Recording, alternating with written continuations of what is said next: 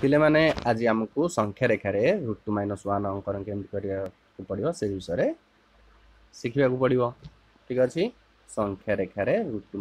1 अंकन करवा जाना आम ताले से कौन करा पड़ो ना संख्या रेखाटी ने पड़ो।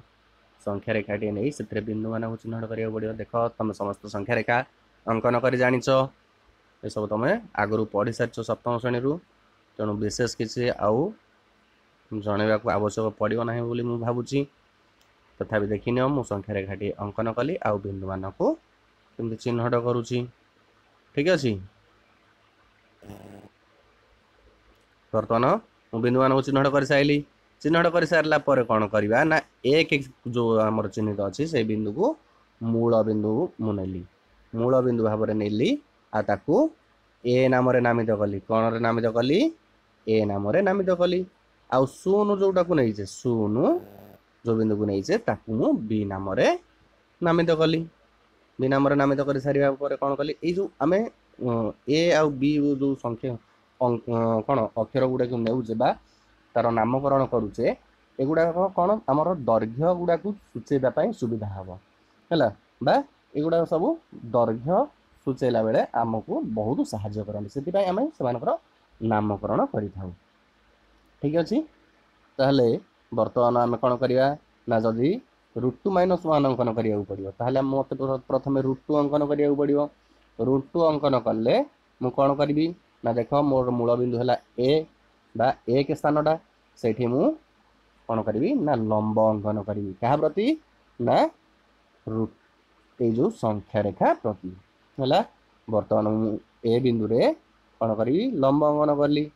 लंब अंकन कर सारा कौन करी ना आमर ए ठारू बी दूरता जी के ना एक एकर गोटे मापटे नेबी कंपास और पेंसिल माध्यम नहीं कौन करी ना ए बिंदु रे रखी कंपास मुन ताकू ए लंब लंब रे ताकू छेद करी से जो भी छेद कला जो भी छेद कला से चाप को मु कौन करी ना सी नाम नामित करी। सी नाम नामित कला माने सी भी हो एक ना नहीं कारण आम एबी चाप टाणीचे एबिटा है एक तेणु एसीटा भी एक ताहले बर्तमान कौन करी ना बी को आउ सी को जोग करी बी को सी को जोग कली। अच्छा देखिए आम पढ़ी कहल आम पढ़ी √2 मूल्यटा केते √2टा केते आसीबो ना ये एक सी एक ना कर्णटा आसीबो। √2 मूल्यटा आम पढ़ी सप्तम 1.412 निहत भाव में यह धनात्मक तेणु यहाँ मुझे कहीं ये कली ना मत धनात्मक दिगरे आगे सूचेवा पड़ो √2टा को धनात्मक दिगरे सूचाइबा पड़ो अर्थात शून रु डाहाण पाखु सूचेवा पड़ो। तेणु मुझे जो मत जो बीसी दैर्घ्यटा मिली से बीसी दैर्घ्यटा को कौन करा पड़ो ना आम बीसीटा √2 एकक पाईगले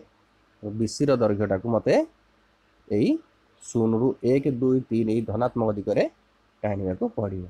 ठीक अच्छे बीसी जी से चाप नहीं मु धनात्मक दिगरे टाणीदेली जो से छेद गला तार नामकरण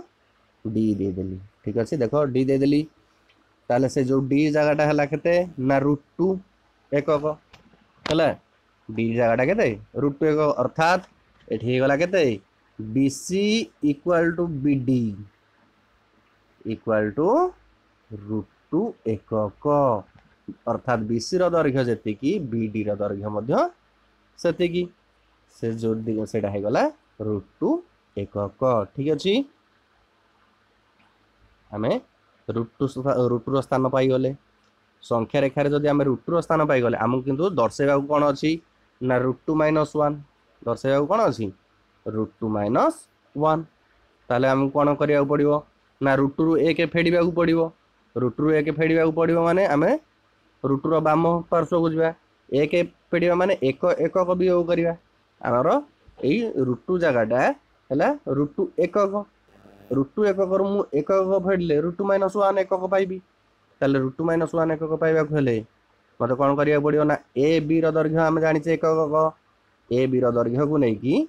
कौन करवा ना डी बिंदु अर्थात √2 स्थानांक रु आमको 1 वियोग करने पड़ो बा एकक वियोग करने पड़ो अर्थात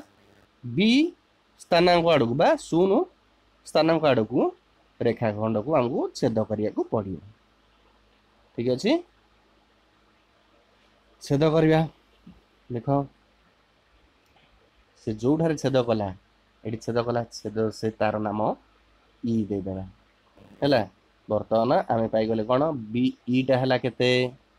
√2 - 1 एकक बीटा केते पाइले √2 - 1 एकक है ताले सेटा बीटा √2 - 1 एकक केमती आम संख्या रेखा पाइबा जदि आम ताकू दैर्घ्य हिसाब से नहीं देखा केमती देखा दैर्घ्य हिसाब से नहीं देखा आम पाइले बीडीटा केते ना बीसी समान बीडी इक्वाल टू √2 एकक पाइले हाँ तो ताहले बीडी रु केते ना बीडी रु मुझे डीई वियोग करी डीटा केते ना डी समान एबी डी समान एबी ताले बीडी रु मुझे बीडी रु जदि डी वियोग करी ताले मते जोटा मिलला बीई सेटा हला √2 - 1 एकक। ठीक अच्छे देख जोटा भी मते मिलला सेटा हला √2 - 1 एकक। ठीक अच्छे एथर मु √2 - 1 अंकन करदेली तुम मैंने समस्ते शिखीगल √2 - 1 अंकक अंकन ताहले एथर तुम निहाती भाव में करि जदि वीडियोटी भल लगी थाए